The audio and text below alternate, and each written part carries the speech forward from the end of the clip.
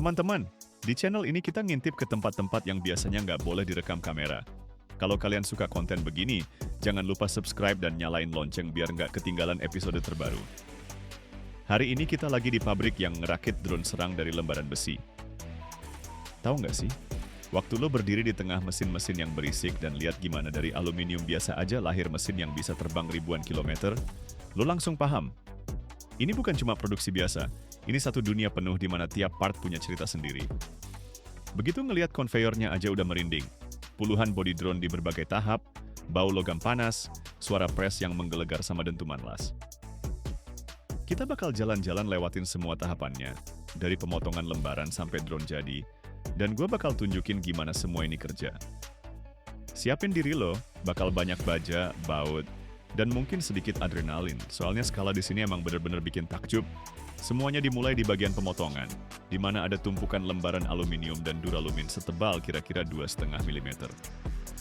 Materialnya dibawa dalam gulungan gede banget, dibungkus plastik pelindung biar nggak lecet waktu dikirim, terus langsung dihamparkan di meja mesin pemotong. Setiap lembar sebelum dipotong harus lewat quality control dulu. Dicek ketebalannya, permukaannya rata apa enggak, ada retak mikro atau enggak. Mesin laser dengan presisi super tinggi memotong kontur sayap, badan pesawat, sama sirip ekor. Nggak boleh ada garis yang bengkok atau kasar, soalnya waktu terbang kesalahan 1 mm aja bisa fatal. Drone butuh aerodinamika yang sempurna, biar bisa terbang stabil dan hemat energi. Laser melelehkan tepi logam, meninggalkan potongan yang mulus, sementara pemotong plasma menghandle material yang lebih tebal. Keluar percikan api sih, tapi kedua teknologi ini ngasih geometri yang bersih tanpa perlu pengerjaan tambahan. Habis itu, potongan-potongannya dikirim ke bagian pengepresan. Mesin pres hidrolik raksasa dengan tekanan ribuan ton, mencetak lekukan, penguat struktural, sama longeron. Suaranya kayak petir loh, pas cetakan turun dan logam di bawahnya berderak, membentuk pola yang udah ditentuin.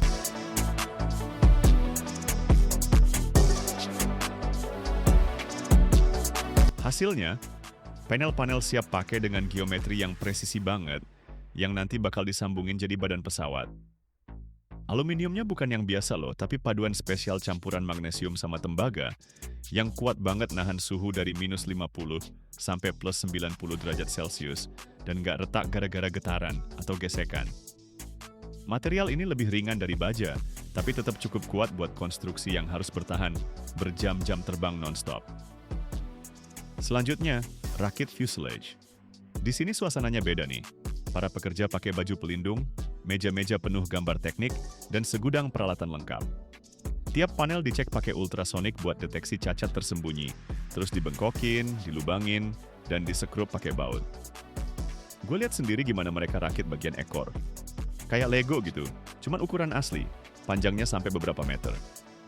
Bautnya juga nggak sembarangan, tapi dari titanium atau baja paduan tinggi, dengan ulir yang awet bertahun-tahun.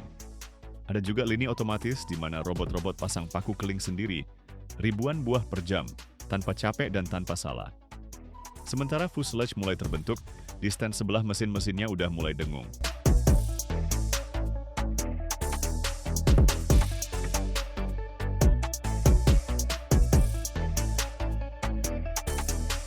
Di sini semua soal kesederhanaan dan keandalan. Mesin bensin 2 tak kecil, mirip yang ngejalanin moped jadul atau mesin potong rumput. Tapi dioptimalkan buat terbang. Nggak ada turbin rumit atau kompresor, cuma silinder, karburator, busi, sama propeller pendorong di belakang. Tenaganya sekitar 15 tenaga kuda, tapi buat drone seberat 200 kiloan ini udah lebih dari cukup buat ngebawa ribuan kilometer dengan kecepatan jelajah 180 km per jam. Konstruksi sederhana ini pilihan sadar. Makin sedikit komponen, makin sedikit titik kegagalan dalam penerbangan otonom yang panjang. Mesinnya datang dalam kondisi setengah jadi, blok udah terakit lengkap sama kruk as, piston, dan sistem pembuangan. Pertama-tama dipasang ke rangka duralumin, yang kemudian dikencangkan ke bagian belakang fuselage. Pekerja bersarung tangan masukin mesin ke slotnya, sejajarkan sama lubang baut, terus kencangkan baut pakai kunci torsi. Tiap baut punya torsi spesifik yang udah ditentuin di dokumen. Setiap baut pakai ring anti getaran, soalnya getaran waktu terbang bisa bikin sambungan kendor dalam hitungan jam. Habis itu sambungin jalur bahan bakar.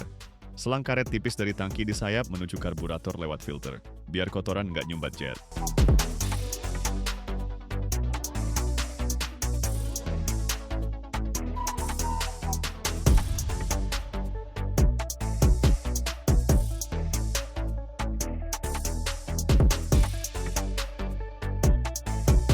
Bahan bakarnya, bensin pesawat biasa, dicampur aditif buat stabilitas di jarak jauh. Tangki dipasang di dalam sayap, dan kapasitasnya dihitung supaya drone bisa terbang full tanpa ngisi ulang. Tapi ya gitu, pusat gravitasi bergeser seiring bahan bakar habis, dan autopilot ngerti banget nih, dia atur sendiri.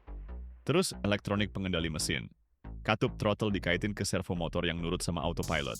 Dia ngatur RPM sendiri tergantung ketinggian, kecepatan, sama sisa bensin. Servo motornya kecil kayak yang di RC model gitu, tapi pakai gear metal biar kuat. Plastik mah nggak bakal tahan. Baling-balingnya dipasang terakhir, 2 bilah. Pitch-nya disetel di test bench khusus. Dibalance pakai laser biar nggak ada getaran yang bisa rusak poros atau konstruksi sayap. Pas idle suaranya kayak motor bebek di kejauhan gitu tapi full gas. Ngaung kayak pesawat mini.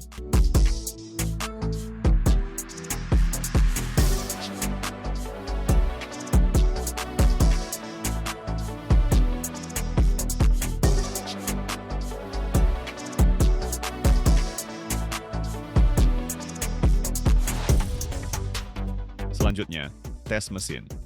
Mesinnya dikunci di vibration test stand, disambungin ke komputer, terus dinyalain. Detik-detik pertama, asap tipis keluar dari oli. Habis itu putaran mesin udah stabil. Masternya dengerin, ada nggak bunyi ketukan logam, apakah knalpot kerja mulus, apakah silindernya nggak kepanasan sampai lewat 95 derajat Celcius. Sensor-sensor ngambil data real time, suhu, tekanan oli, kecepatan putaran.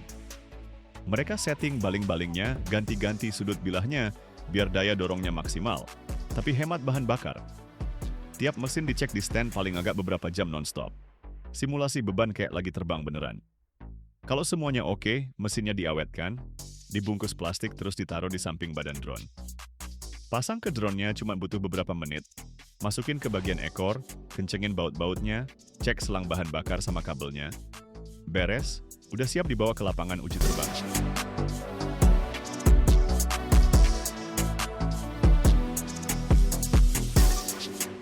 Nah, sayapnya itu cerita tersendiri nih. Dari lembaran duralumin, mereka nge-stem rusuk-rusuk sayap sama longeron, terus direkatkan sama isian busa buat bikin profil aerodinamis, dan di atasnya dilapisi kain atau plastik. Bentangan sayapnya sekitar 2,5 meter, dan masing-masing sayap itu ringan banget kalau dipegang. Kayak bulu gitu, tapi kuat kayak papan kayu. Di dalamnya banyak yang disembunyiin, tangki bahan bakar, kabel-kabel, sama sebagian elektronik. Sayapnya dipasang ke badan pesawat pakai sambungan cepat lepas. Jadi drone-nya bisa dibongkar buat transportasi dan dirakit lagi langsung di lapangan dalam hitungan menit aja. Soal isi elektroniknya juga perlu dibahas tersendiri. Ternyata simple banget loh. Modul navigasi, autopilot pakai chip, sensor ketinggian sama arah, barometer sama akselerometer. Nggak ada yang lebih, soalnya drone ini harus bisa terbang sendiri, ngikutin jalur yang udah ditentuin, ribuan kilometer di atas tanah, tanpa campur tangan operator. Para programmer ngetes softwarenya di stand khusus. Masukin koordinat, terus model virtual di layar terbang persis sesuai rute yang udah direncanain, ngelilingin medan dan jaga ketinggian.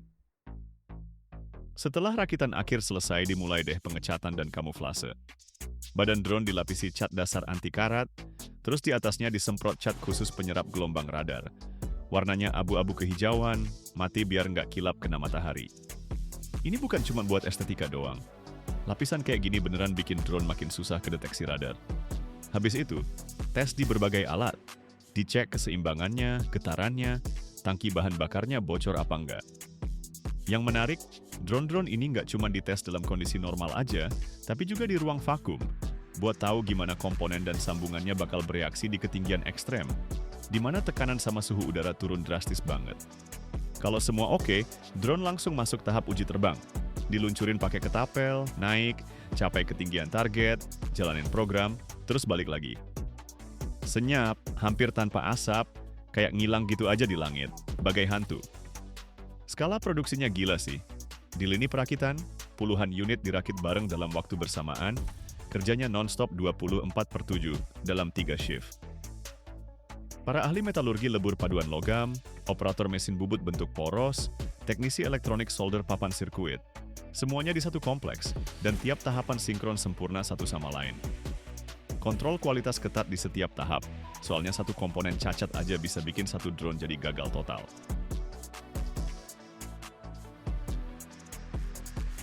Setiap detik, 50 ban diproduksi di seluruh dunia. Tapi lo tahu nggak sih, di balik setiap ban itu ada pohon yang nangis cairan putih di hutan hujan Asia Tenggara? Satu pohon karet bisa diperah setiap 2 hari selama 25 tahun, ngasilin 50 gram lateks alami sekali panen loh. 90% karet alam dunia cuma diproduksi sama 4 negara, Thailand, Indonesia, Malaysia, dan Vietnam. Ini yang bikin shock.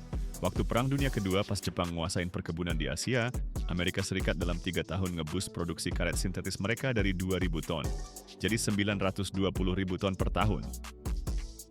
Sekarang 2/3 karet dunia itu sintetis, dibuat dari minyak bumi. Tapi gimana caranya dari getah putih pohon atau molekul minyak bisa jadi bahan yang tahan ribuan kilometer di aspal panas? Rahasia apa yang ditemuin Charles Goodyear tahun 1839? Pas nggak sengaja jatuhin belerang ke wajan panas. Tonton sampai akhir, lo bakal tahu perjalanan lengkap karet dari hutan tropis sampai ke roda lo.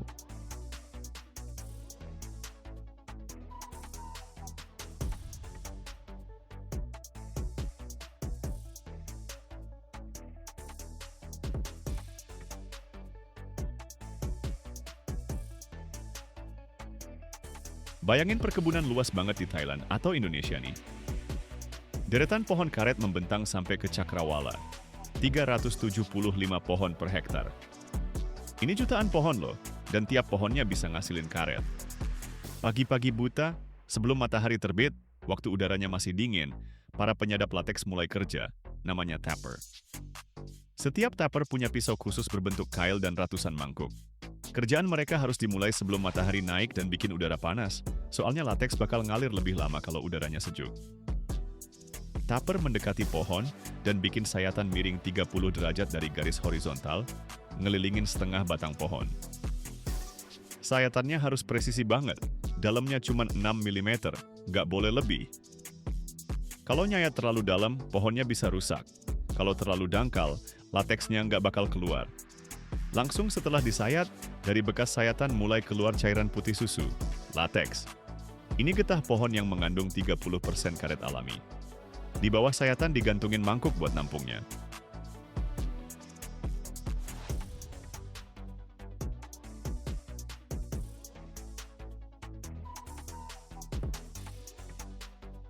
Lateks netes ke cangkir selama kurang lebih 4 jam, terus alirannya berhenti. Getahnya secara alami mengental di bagian sayatan, nutup pembuluh kapiler di kulit pohonnya. Dari satu sayatan, pohon bisa ngasih sekitar 50 gram karet padat dalam lateks cair. Satu tapper dalam satu pagi bisa ngolah dari 500 sampai 800 pohon. Ini kerjaan berat banget dan monoton, butuh daya tahan tubuh yang luar biasa. Pohon karet mulai ngasih lateks pas umurnya 5-7 tahun. Dari saat itu, pohon-pohon ini bisa diperah selama 20-30 tahun. Dari 1 hektar perkebunan bisa dapat sekitar 2,5 ton karet per tahun. Itu dengan kepadatan 375 pohon per hektar. Pas pengumpulan selesai, para tapper balik lagi dan ngumpulin cangkir-cangkir yang berisi lateks cair. Semua lateks yang udah dikumpulin dibawa ke pabrik.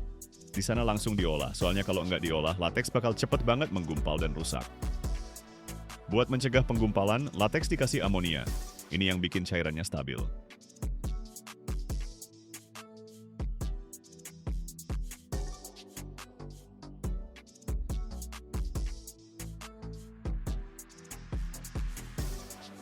Di pabrik, lateks diproses tahap awal. Kalau butuh lateks cair buat bikin sarung tangan, kondom, atau balon, lateksnya disentrifugasi, dikonsentrasiin sampai 60% karet, terus dikirim buat ekspor. Tapi buat bikin ban, perlu karet yang solid. Makanya lateksnya dikoagulasi, ditambahin asam format. Asam ini bikin lateks menggumpal, kayak susu pas dikasih perasan lemon. Jadinya gumpalan putih curd, mirip keju cottage gitu. Gumpalan ini dicuci pakai air, dipres di antara roll-roll buat ngeluarin air berlebih. Hasilnya lembaran karet mentah tebal beberapa sentimeter. Nah, lembaran ini bisa dijemur atau diasapin di ruang pengasapan khusus. Pengasapan bikin karetnya terlindungi dari oksidasi dan ngasih aroma khas. Lembaran-lembaran itu digantung di ruang asap beberapa hari, sampai benar-benar terserap asapnya. Habis itu diperiksa, dipotong bagian yang nggak rata, Terus dipres jadi blok seberat 33 kilo, standar buat ekspor. Bloknya dibungkus plastik dan dikemas dalam peti 1 ton buat pengiriman.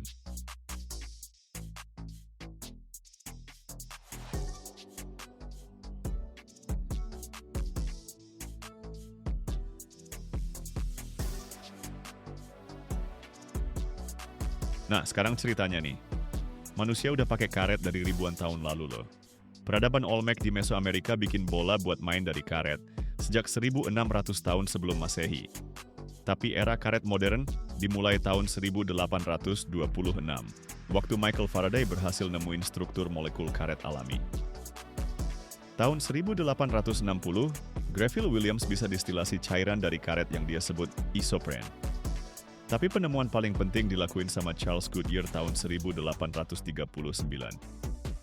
Secara nggak sengaja banget, dia ngejatuhin sepotong karet yang dicampur belerang ke wajan panas. Dia kaget parah karena karetnya nggak meleleh, malah jadi keras, kuat, dan elastis. Jadilah ditemukan vulkanisasi, proses yang ngubah karet lengket jadi karet kuat. Goodyear kasih nama prosesnya dari vulkan, dewa api Romawi. Penemuan ini ngubah dunia banget. Tanpa vulkanisasi, karet bakal lengket pas musim panas dan rapuh pas musim dingin, nggak berguna sama sekali buat industri.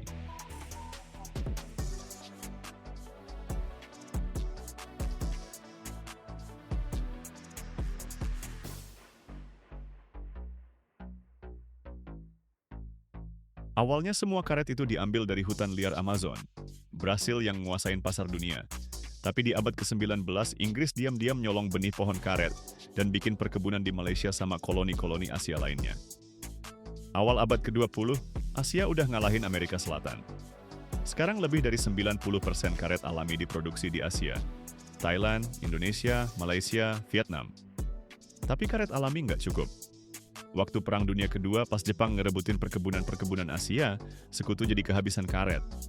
Ini maksa AS buat ngebut bikin karet sintetis. Saat itu Jerman udah nyiptain Buna S, karet sintetis dari butadiena dan stirena. Amerika bikin program pemerintah karet sintetis. Dari tahun 1942 sampai 1945, produksi karet sintetis di AS melesat dari 2.000 jadi 920.000 ton per tahun. Mereka produksi GRS, karet dari 75% butadiena dan 25% stirena. Formula ini sampai sekarang masih jadi standar.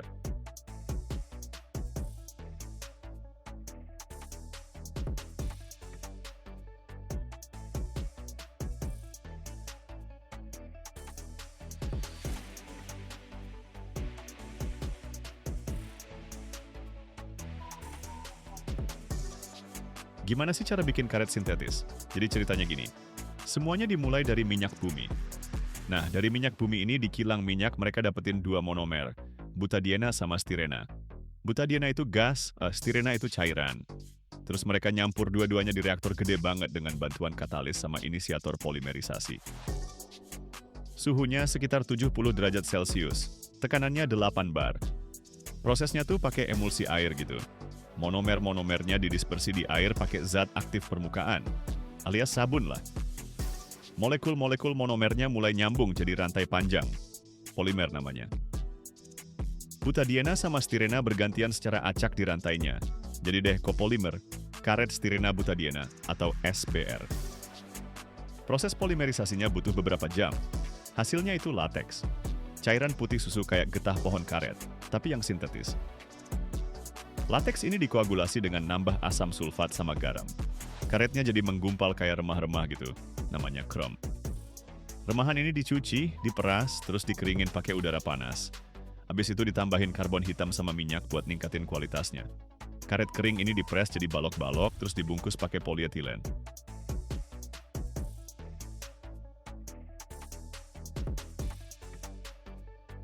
Hasil polimerisasinya mencapai 90–95%. Monomer yang nggak bereaksi diambil lagi dan dikembaliin ke proses. SBR sintetis punya kelebihan dibanding yang natural. Lebih tahan aus, kualitasnya lebih stabil, lebih murah kalau minyaknya murah. Tapi elastisitas dan kekuatan tariknya lebih rendah. Makanya di ban itu pakai campuran karet natural dan sintetis. Sekarang konsumsi karet dunia udah lebih dari 15 juta ton per tahun. Dari jumlah itu, sekitar 1/3 natural, 2/3-nya sintetis. Sebagian besar karet dipakai buat ban, sekitar 70%. Sisanya buat sepatu, sabuk, selang, seal, produk medis, ribuan produk lainnya. Nah, ini yang paling penting. Karet natural dan sintetis dalam kondisi mentah itu nggak berguna. Lengket, lemah, rusak kena panas atau dingin. Buat ngubahnya jadi karet yang benar, butuh vulkanisasi. Ingat penemuan Goodyear? Karet dicampur sama sulfur, sekitar 10% dari beratnya. Ditambahin akselerator vulkanisasi sama aktivator.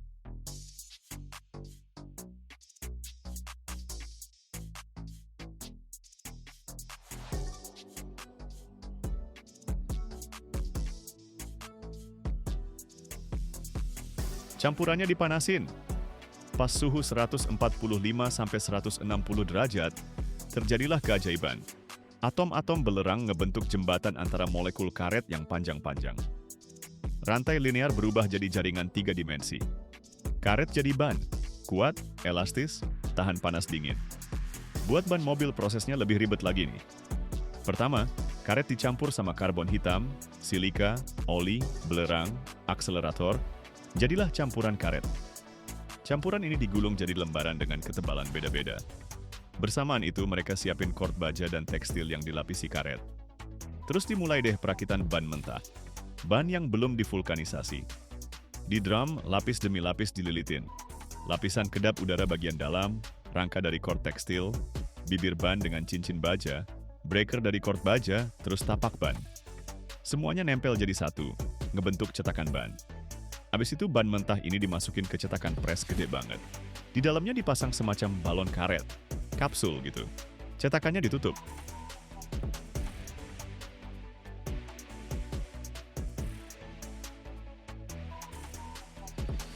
Uap pertekanan dialirin ke dalam kapsul pada suhu 180-200 derajat. Kapsul mengembang, menekan ban ke dinding cetakan. Bagian luar cetakan juga dipanaskan. Dalam kondisi ini terjadilah vulkanisasi. Belerang menciptakan ikatan silang antara molekul karet, mengubahnya jadi karet ban. Bersamaan dengan itu, pola tapak tercetak di permukaannya. Prosesnya berlangsung 10-15 menit. Cetakan dibuka, uap dikeluarkan dari kapsul. Ban pun jadi, masih panas, berbau karet, dengan tapak yang jelas. Setelah dingin, setiap ban diperiksa. Visual untuk cacat, scanner laser untuk geometri, Röntgen untuk cacat internal. Baru setelah itu ban dikirim ke gudang. Dan begitulah setelah melalui perjalanan dari getah putih pohon tropis atau molekul minyak bumi lewat koagulasi dan polimerisasi, lewat pencampuran dengan karbon dan belerang, lewat perakitan ribuan komponen dan vulkanisasi pada 200 derajat, lahirlah sebuah ban, satu-satunya titik kontak mobilmu dengan jalan, yang hidupmu bergantung padanya. Ini adalah kisah tentang bagaimana pohon-pohon di hutan dan molekul dari sumur minyak bersatu untuk memberikanmu keamanan di setiap kilometer perjalanan. Gimana kalau gue bilang, ada logam yang nggak bisa dihancurin sama api, tekanan, bahkan waktu sekalipun. Material yang kalau nggak ada, pesawat bakal mandek, lampu bakal mati, dan mesin roket luar angkasa bakal berhenti total. Dan yang bikin gila, logamnya langka banget sampai seluruh dunia rebutan tiap gramnya. Tungsten punya titik lebur tertinggi di antara semua logam di bumi. Gila-gilaan, 6.192 derajat Fahrenheit. Itu suhu yang bikin logam lain udah jadi uap duluan. Produksi tungsten dunia per tahun itu sekitar 85-100.000 ton. Tapi yang bikin shock, sampai 40% tungsten yang dipakai di dunia itu datang dari daur ulang. Angkanya gede banget, nunjukin betapa berharganya nih logam. Total cadangan tungsten di dunia diperkiraan cuma sekitar 3-3,5 juta ton, jauh lebih dikit dibanding besi atau aluminium. Tapi yang penting nih, di akhir video ini lo bakal tahu rahasia tungsten yang disembunyiin industri dan hampir nggak ada yang cerita. Sesuatu yang bakal ngubah pandangan lo tentang logam yang nahan peradaban ini tetap jalan.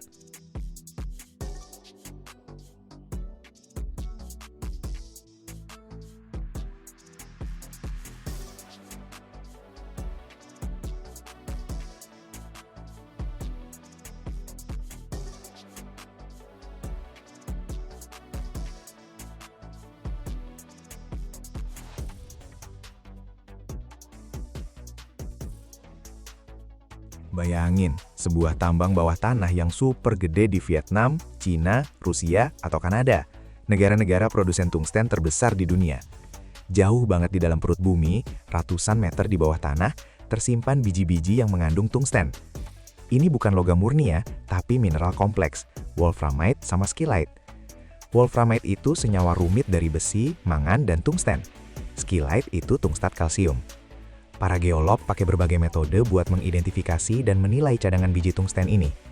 Terus, dengan mesin bor super kuat dan bahan peledak, biji itu diambil dari dalam bumi. Ini kerjaan yang berat dan bahaya banget, butuh teknologi tinggi dan harus ketat banget soal standar keamanan. Ribuan ton biji setiap hari diangkut ke permukaan pakai truk-truk bawah tanah yang gede banget. Ledakan dahsyat menghancurkan batuan, membuka akses ke biji berharga itu. Ini kayak gempa bumi terkendali versi mini. Setelah ledakan, biji dimuat ke dam truk tambang yang kapasitasnya sampai 300 ton dan dibawa ke pabrik pengolahan.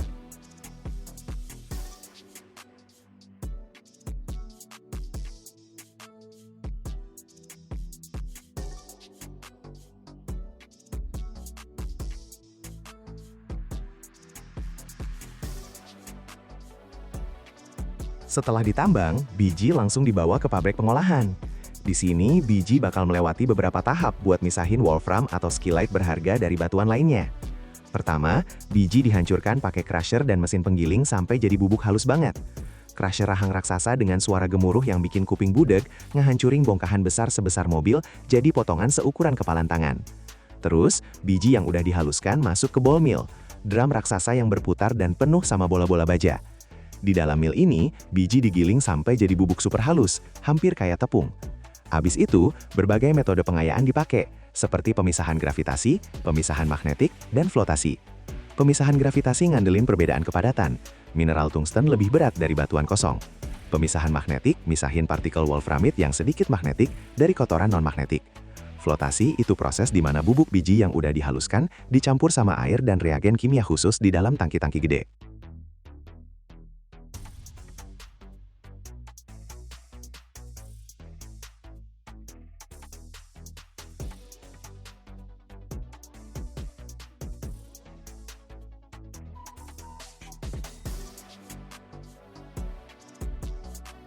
Reagen-reagen ini nempel secara selektif ke partikel-partikel mineral wolfram, bikin mereka jadi anti air.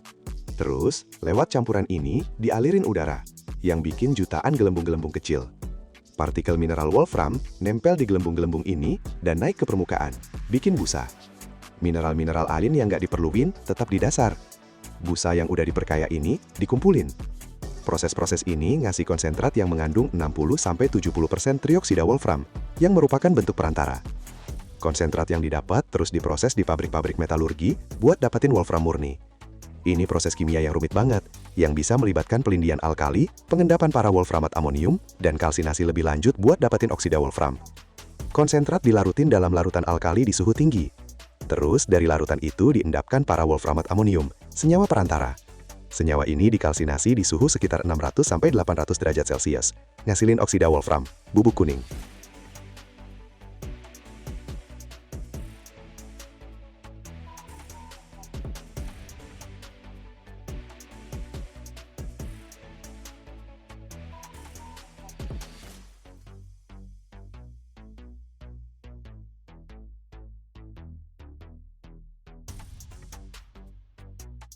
Oksida tungsten ini kemudian direduksi jadi tungsten metalik dengan cara dipanasin dalam atmosfer hidrogen pada suhu antara 1100 sampai 1800 derajat Fahrenheit. Di tungku-tungku khusus, oksida tungsten dipanasin dalam aliran hidrogen. Hidrogennya ngambil oksigen dari oksida tungsten, ngebebasin tungsten metalik murni. Hasilnya adalah bubuk tungsten halus berwarna abu-abu, yang jadi dasar buat semua produk selanjutnya. Dari bubuk inilah, tungsten dibentuk jadi batang, rod, dan berbagai bentuk lainnya lewat proses sintering. Bubuk tungsten dipres dengan tekanan tinggi banget sampai jadi bentuk yang diinginkan. Terus disintering pada suhu yang sangat tinggi dalam atmosfer hidrogen. Ini bikin partikel-partikel bubuknya nyatu, membentuk material yang padat dan kuat. Suhu sinteringnya bisa mencapai 3000 derajat Celcius loh. Pada suhu segitu, partikel bubuknya mulai nempel satu sama lain, membentuk struktur yang monolit. Prosesnya dilakukan di tungku dengan atmosfer terkontrol, biar nggak terjadi oksidasi.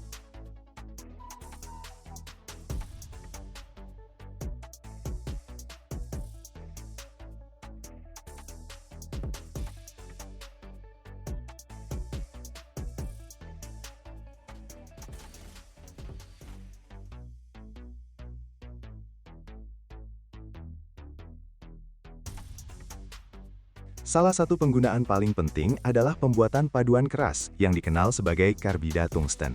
Paduan ini, yang menggabungkan tungsten dengan karbon plus kobalt atau nikel sebagai bahan pengikat, adalah salah satu material buatan paling keras di dunia. Karbida tungsten dibuat dengan memanaskan bubuk tungsten bersama karbon pada suhu sekitar 1400 sampai 1600 derajat Celcius. Kristal karbida tungsten yang terbentuk kemudian digiling jadi bubuk. Bubuk ini dicampur dengan kobalt atau nikel sebagai pengikat, dicetak dalam bentuk tertentu, lalu dipanaskan hingga menyatu. Karbida tungsten dipakai untuk membuat alat pemotong, bor, fries, pahat bubut, yang bisa mengolah logam dan paduan paling keras sekalipun. Tanpa karbida tungsten, industri manufaktur modern, pengolahan logam, serta penambangan minyak dan gas bakal nggak mungkin ada. 1 kilogram tungsten bisa jadi bor yang mampu menembus ribuan kaki batuan, yang membuktikan efisiensinya yang luar biasa banget.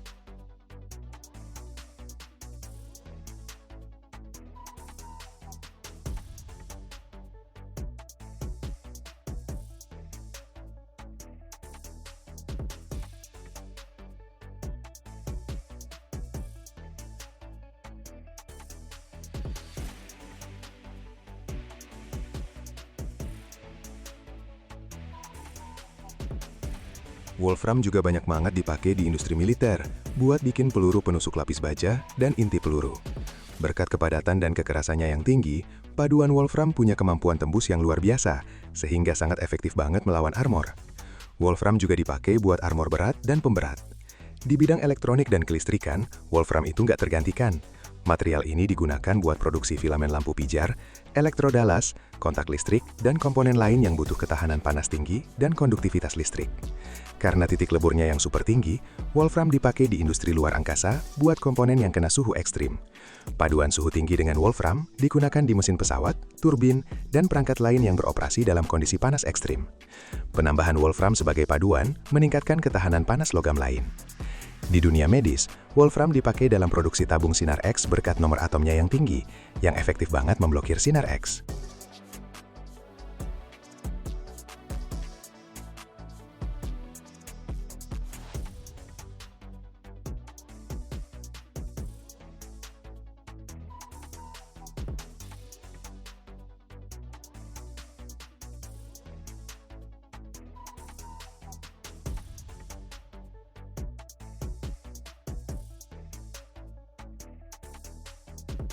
Tungsten juga dipakai buat perlindungan radiasi, mirip kayak timbal, tapi nggak seberacun itu. Selain itu, tungsten dipakai untuk bikin balas dan counterweight di mobil balap, pesawat, sama kapal yacht karena densitasnya yang tinggi banget. Dia juga jadi komponen di beberapa perhiasan gara-gara keras dan anti gores. Tungsten tuh salah satu elemen yang paling jarang ada di kerak bumi, jadi penambangan dan produksinya emang berharga banget. Cadangan tungsten dunia yang layak secara ekonomi buat ditambang diperkirakan sekitar 3–3,5 juta ton. Tapi kalau termasuk sumber daya potensial yang belum dieksplorasi, jumlah totalnya bisa jauh lebih gede. Ini jelas jauh lebih dikit dibanding cadangan logam kayak besi atau aluminium yang nunjukin nilai strategisnya. Produksi tungsten dunia per tahun yang diukur dalam ton logam murni atau setara tungsten oksida berfluktuasi, tapi beberapa tahun terakhir sekitar 85–100 ribu metrik ton per tahun.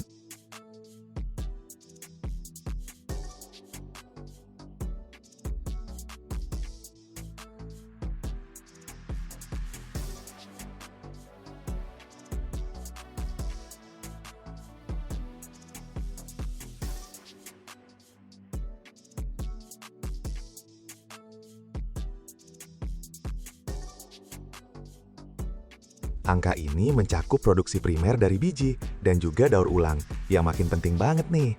Bayangin aja, kamu bisa ambil alat yang udah usang dan udah nggak kepake, terus ubah jadi baru lagi, tanpa buang-buang energi dan sumber daya buat nambang biji dari nol.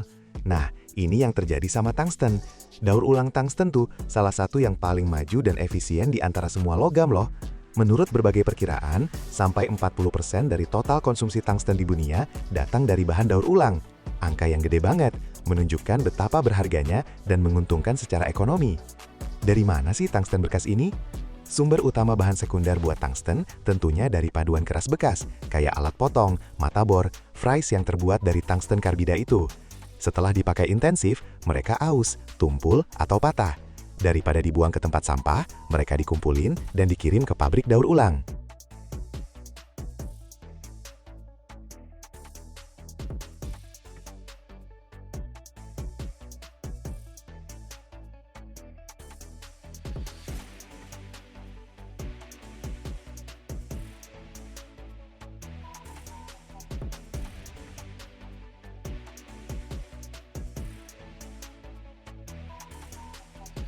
Sumber lainnya adalah besi tua yang mengandung tungsten, sisa-sisa dari produksi produk tungsten, plus beberapa kontak listrik dan kabel. Tungsten daur ulang jauh lebih murah produksinya dibanding logam primer, karena ngilangin tahap-tahap mahal dan boros energi, kayak penambangan biji dan pemrosesan awalnya. Daur ulang ini ngurangin jejak ekologis produksi tungsten secara signifikan banget. Prosesnya meminimalkan kebutuhan operasi pertambangan, ngurangin konsumsi energi, ngurangin limbah industri dan emisi gas rumah kaca. Ini bikin produksinya lebih hijau dan bertanggung jawab.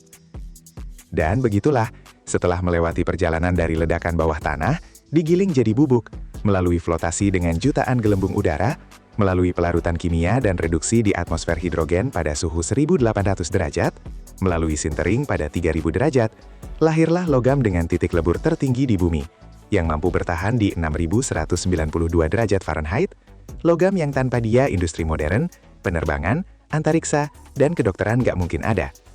Dan yang paling keren, hampir setengah dari logam ini terlahir kembali dari alat-alat lama, bikin tungsten jadi salah satu material strategis paling ramah lingkungan dalam peradaban kita.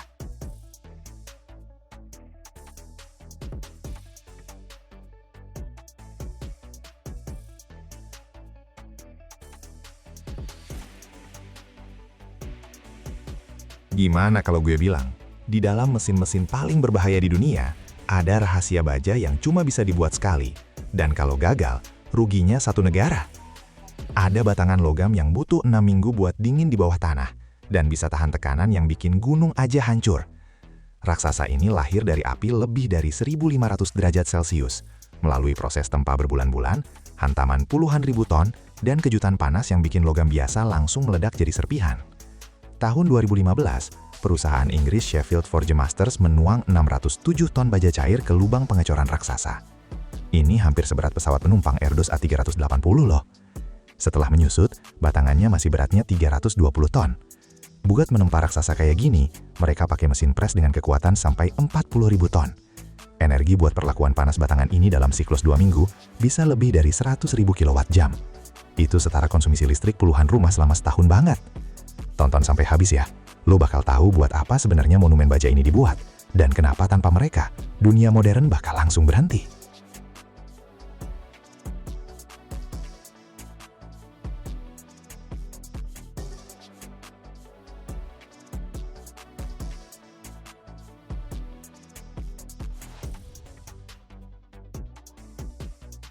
Bayangin pabrik pengecoran besar-besaran di pabrik metalurgi.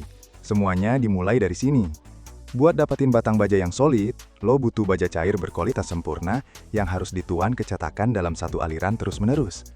Ini tahap yang butuh koordinasi maksimal banget, soalnya kita ngomongin ribuan derajat suhu dan ratusan ton logam nih. Contoh keren dari kejadian engineering kayak gini adalah rekor penuangan yang dilakukan perusahaan Inggris Sheffield Forge Masters di tahun 2015. Para ahli metalurgi perusahaan ini berhasil banget nuang 607 ton baja cair ke lubang pengecoran raksasa. Buat gambarin volume segede ini, beratnya hampir sama kayak pesawat penumpang Airbus A380 loh. Proses penuangan ini super krusial. Baja nggak cuma harus dilebur, tapi juga dimurnikan sampai level yang sesuai dengan standar paling ketat dari klien, misalnya buat komponen reaktor. Artinya meminimalkan kotoran, gas, dan terak seminimal mungkin. Penuangan berkelanjutan ini menjamin gak bakal ada cacat berlapis atau batasan-batasan di struktur batang baja yang bisa nurunin kekuatan mekanisnya.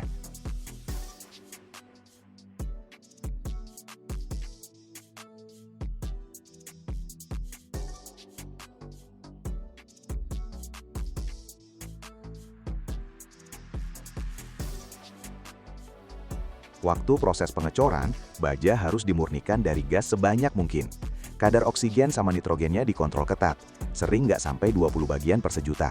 Kalau gasnya kebanyakan, bisa ngebentuk rongga-rongga kecil di dalam benda padat pas lagi mendingin. Begitu logam cair yang suhunya bisa lebih dari 2700 derajat Fahrenheit dituang, waktu jadi faktor paling krusial di proses ini. Beda sama benda kecil yang bisa didinginkan cepat, raksasa baja seberat ratusan ton ini nggak boleh didinginkan buru-buru. Kalau pendinginannya terlalu cepat, bakal muncul tegangan internal yang gede banget, retakan, sama kerusakan struktur, soalnya lapisan luarnya udah beku, sementara bagian dalamnya masih cair. Buat mastiin struktur kristalnya seragam, batangan seberat 607 ton ini dibiarkan mendingin di lubang pengecoran selama 6 minggu. Ini proses terkontrol yang super lambat, di mana baja perlahan mengeras sampai suhunya turun sampai sekitar 2000 derajat.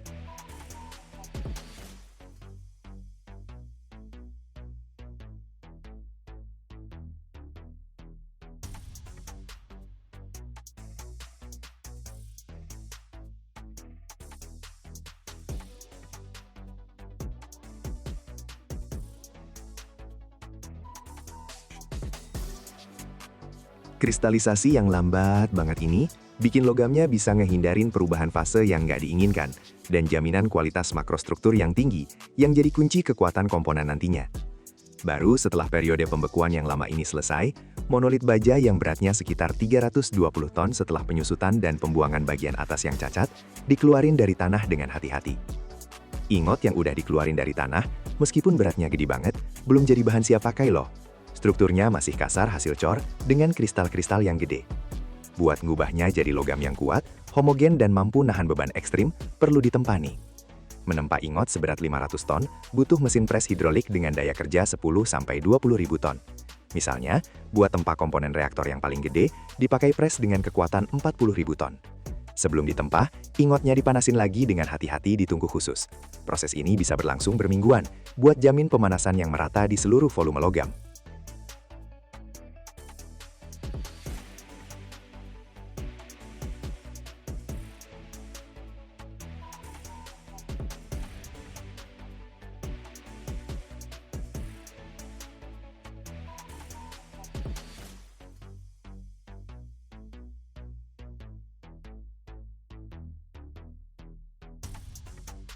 Proses tempanya sendiri dilakukan pakai mesin pres hidrolik super gede yang bisa ngebuat tekanan puluhan ribu ton.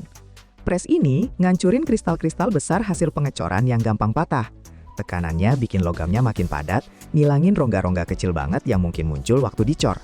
Logamnya jadi punya struktur serat yang terarah, dan ini bikin kekuatannya, kelenturannya, sama ketahanan terhadap kelelahannya naik drastis.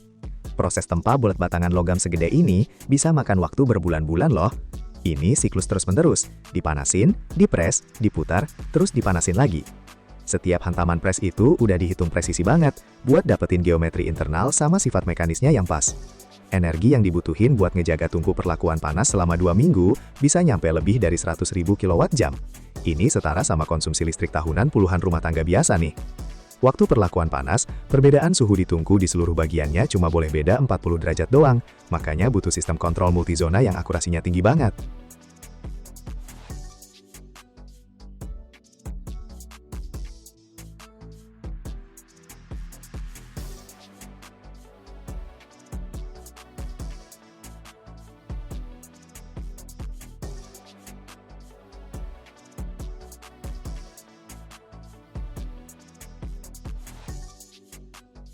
Setelah bentuk ingot udah jadi, saatnya masuk ke tahap heat treatment.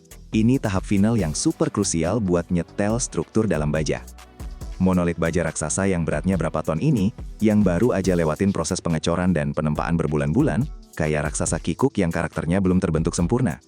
Dia kuat sih, tapi struktur dalamnya masih kacau banget, dan penuh sama tekanan internal yang nggak kelihatan. Tahap pertama itu normalisasi, atau orang-orang bilang homogenisasi. Intinya gampang, kita kayak ngaduk struktur logamnya biar merata sempurna di seluruh bagian. Ini dilakuin supaya di setiap titik benda kerja, baik di permukaan maupun di bagian paling dalam, bajanya punya sifat yang sama. Ini kayak ngeratain suhu di oven biar kue matangnya sempurna. Terus terjadi momen paling dramatis, quenching, alias pengerasan. Benda kerjanya dipanasin sampai suhu super tinggi, sampai plastisitasnya maksimal banget. Habis itu, secara tiba-tiba, tapi tetap di bawah kontrol ketat, langsung didinginkan. Bisa pakai rendaman air atau oli.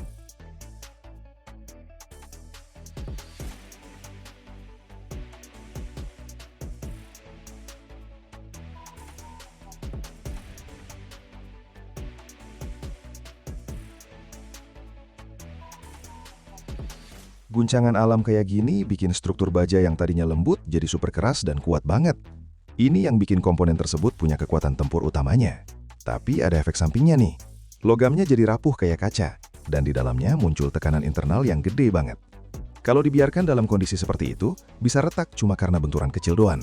Makanya tahap final yang paling manusiawi adalah tempering. Benda kerjanya dipanaskan lagi dengan hati-hati, tapi kali ini di suhu yang jauh lebih rendah.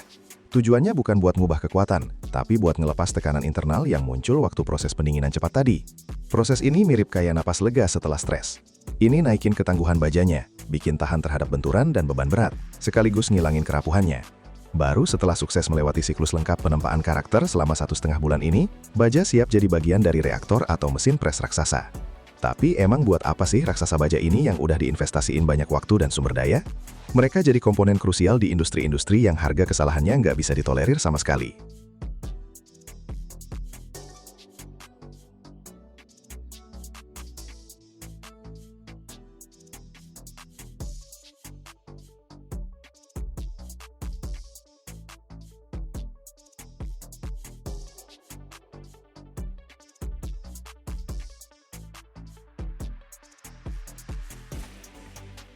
Misalnya nih, di industri energi nuklir, batangan raksasa ini diubah jadi komponen inti reaktor bertekanan super tinggi.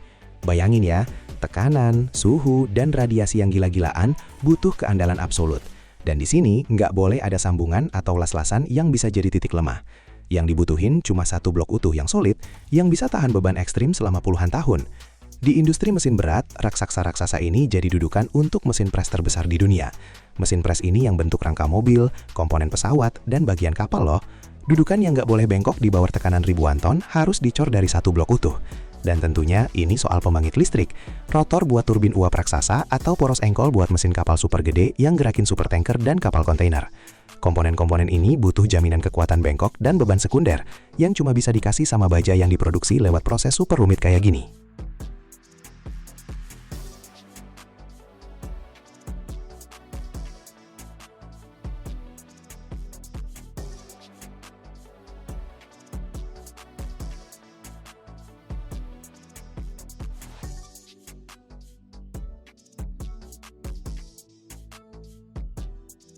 Dan beginilah prosesnya.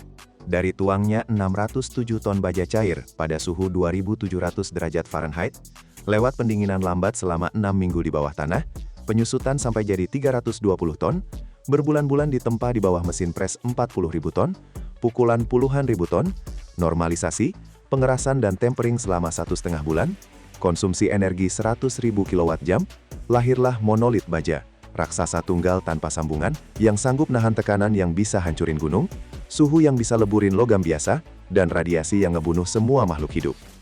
Monolit ini jadi jantungnya reaktor nuklir, rangka pres raksasa, atau rotor turbin yang ngegerakin supertanker. Tanpa raksasa baja ini, pembangkit listrik nuklir bakal mati, mesin kapal bakal bisu, produksi komponen pesawat bakal berhenti. Setiap batang baja kayak gini bukan cuma sekedar potongan logam. Ini hasil presisi engineering yang gila-gilaan, kerja teliti berbulan-bulan, dan investasi jutaan dolar. Dan kesalahan di sini nggak boleh ada, karena harganya bisa terlalu mahal buat satu negara.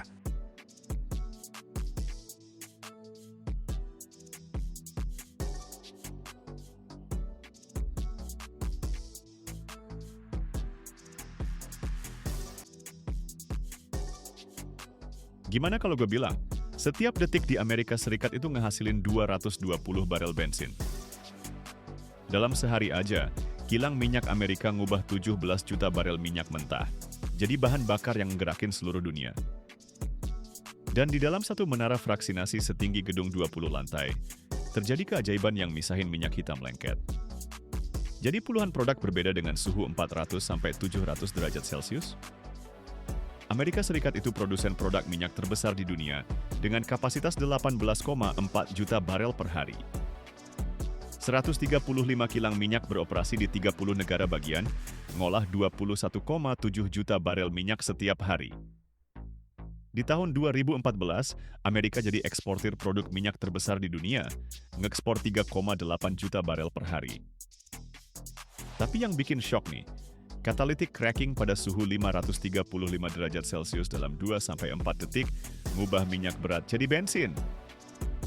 Tonton sampai habis, lo bakal tahu rahasia yang bahkan nggak diketahuin sama orang-orang yang ngisi bensin mobil mereka setiap hari.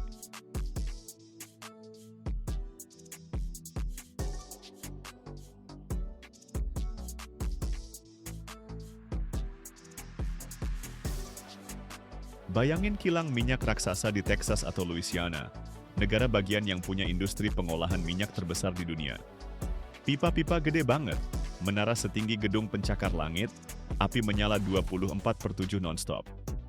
Semuanya dimulai dari minyak mentah, cairan hitam, kental, lengket yang sebenarnya nggak berguna sama sekali kalau masih mentah. Minyak mentah ini datang ke kilang lewat pipa, kapal tanker, atau kereta tangki. Minyak mentah tuh campuran ratusan hidrokarbon berbeda, molekul yang terdiri dari atom karbon dan hidrogen yang nyambung dalam rantai dengan panjang beda-beda. Rantai pendek itu gas dan cairan ringan yang gampang menguap. Rantai panjang itu oli kental, berat, sama tar.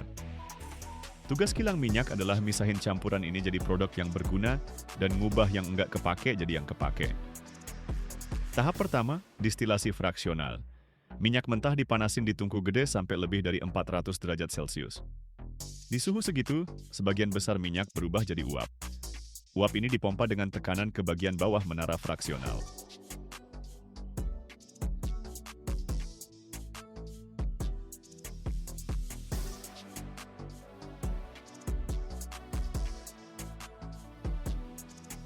Kolom fraksinasi itu menara vertikal yang tingginya bisa sampai 50 meter, dan di dalamnya ada puluhan tray horizontal yang berlubang-lubang.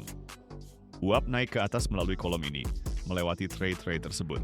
Semakin naik, uapnya makin dingin. Di bagian bawah kolom suhunya sekitar 370 derajat Celcius, sementara di atas cuma sekitar 150 derajat. Nah, hidrokarbon yang beda-beda ini mengembun di suhu yang beda-beda juga. Hidrokarbon berat yang rantainya panjang dengan titik didih tinggi bakal mengembun duluan dan terkumpul di bagian bawah kolom. Ini yang jadi minyak residu, aspal, parafin. Seiring uapnya makin dingin, fraksi yang lebih ringan mengembun di posisi yang lebih atas. Di level 300 derajat, terkumpul solar. Di level 200 derajat ada kerosin yang dipakai buat bahan bakar pesawat. Terus di level 150 derajat, ada bensin sama nafta ringan. Nah, gas-gas paling ringan kayak propana, butana, etana, nggak bakal mengembun sama sekali dan keluar dari bagian atas kolom dalam bentuk gas. Setiap fraksi diambil di levelnya masing-masing lewat pipa khusus. Inilah yang namanya distilasi fraksional. Pemisahan minyak mentah jadi fraksi-fraksi berdasarkan titik didihnya.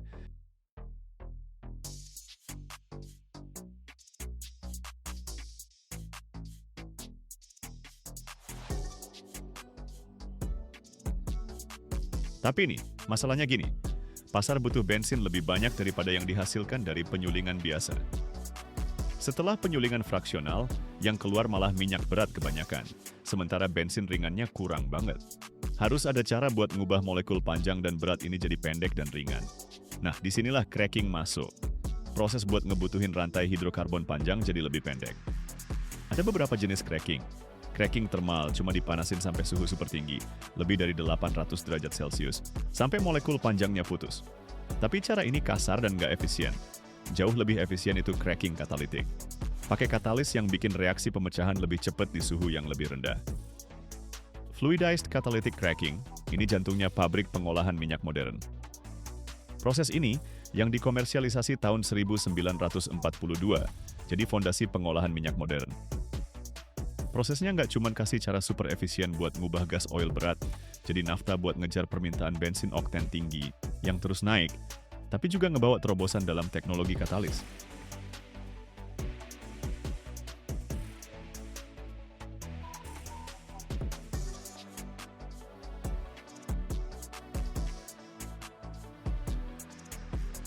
Gas oil berat, fraksi minyak bumi dengan titik didih awal 340 derajat Celcius atau lebih tinggi, dipanaskan sampai suhu 315 sampai 430 derajat Celcius, terus disemprotkan ke dalam reaktorizer.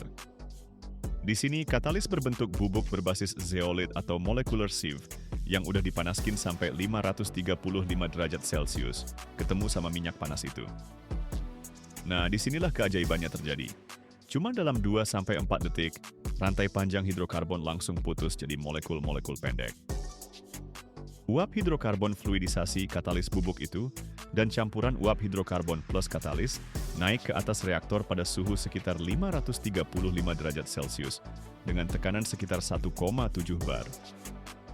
Reaktor katalitik cracking modern yang umum dipakai sekarang beroperasi pada suhu 480 sampai 550 derajat Celcius dan tekanan yang relatif rendah.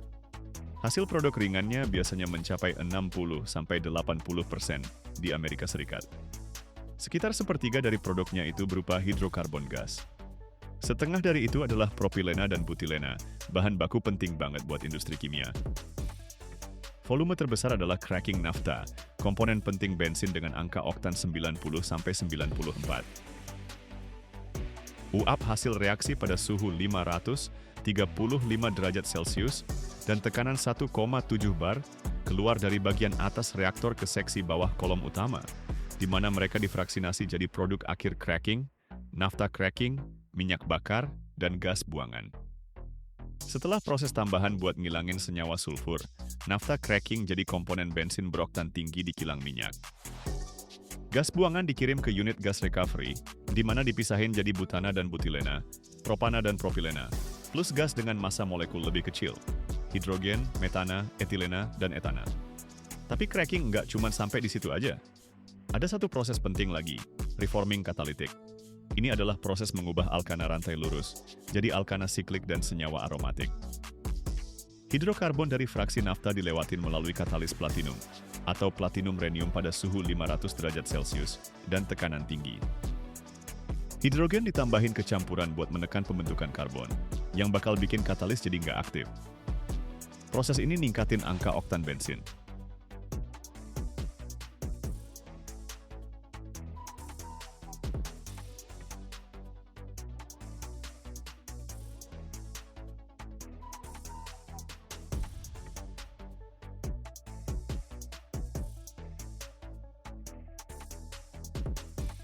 Setelah semua proses ini dihasilkan banyak banget fraksi dan komponen yang berbeda-beda.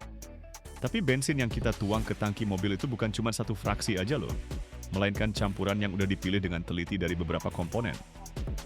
Bensin dibuat dengan cara mencampur berbagai aliran dari kilang minyak untuk dapetin karakteristik yang dibutuhkan. Angka oktan, tekanan uap, kandungan belerang. Bensin modern di Amerika Serikat nggak boleh mengandung lebih dari 10 bagian per sejuta belerang. Mulai Januari 2017, kandungan belerang rata-rata tahunan dalam bensin dibatasi 10 bagian per sejuta, dengan maksimal 80 bagian per sejuta saat keluar dari kilang. Selain itu, ke dalam bensin juga ditambahkan aditif. Detergen untuk bersihin mesin, antioksidan untuk mencegah terbentuknya getah, anti beku, pewarna. Di AS juga wajib banget nambah etanol, biasanya 10% berdasarkan volume. Ini bahan bakar terbarukan yang diproduksi dari jagung atau tebu. Bensin musim dingin dan musim panas itu beda. Bensin musim dingin harus lebih mudah menguap supaya mesin lebih gampang nyala saat cuaca dingin. Bensin musim panas lebih nggak gampang menguap biar nggak banyak yang nguap waktu panas.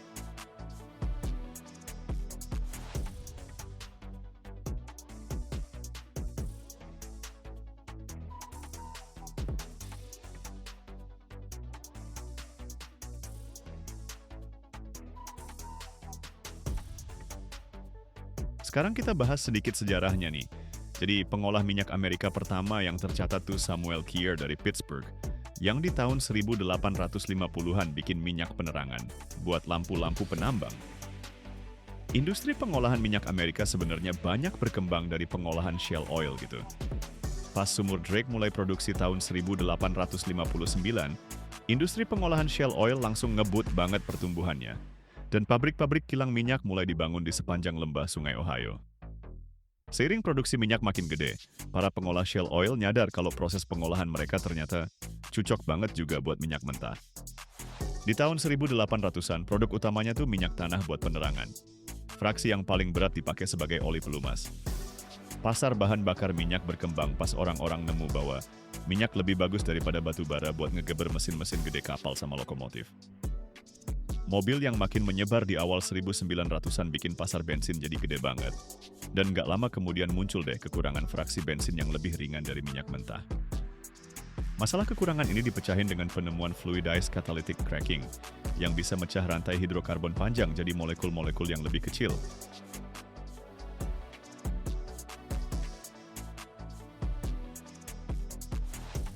Kilang minyak besar terbaru yang dibangun di AS itu selesai tahun 1976 di Garyville, Louisiana. Sejak saat itu, meskipun beberapa kilang yang udah ada diperluas, pembangunan kilang baru ngadepin hambatan besar banget dalam regulasi lingkungan, perizinan, dan oposisi politik lokal. Sekarang, AS itu kekuatan besar dalam industri kilang minyak. Kapasitasnya 18,4 juta barel per hari. 135 kilang aktif di 30 negara bagian. Tingkat utilisasi kapasitas sekitar 95%. Artinya kilang-kilang ini beroperasi hampir full capacity, mengolah sekitar 17 juta barel minyak setiap hari. Di tahun 2020, kilang minyak Amerika memproduksi sekitar 18,375 juta barel produk minyak per hari. Tahun 2014, AS jadi eksportir produk minyak terbesar di dunia, mengekspor 3,8 juta barel per hari, dan mengimpor 1,35 juta barel, dengan ekspor bersih 2,48 juta barel per hari. Dan begitulah, dari minyak mentah hitam lengket yang dipanaskan sampai 400 derajat di tungku, melewati kolom fraksinasi setinggi gedung pencakar langit, di mana pada suhu dari 370 sampai 150 derajat dipisahkan puluhan fraksi, melewati cracking katalitik pada 535 derajat selama 2-4 detik, melewati reforming pada 500 derajat, melewati pencampuran komponen dengan presisi sampai 10 bagian per juta sulfur. Lahirlah bensin, bahan bakar yang diproduksi 220 barel setiap detik, menggerakkan 300 juta mobil di AS dan diekspor ke seluruh dunia, menjadikan Amerika adidaya energi nomor 1.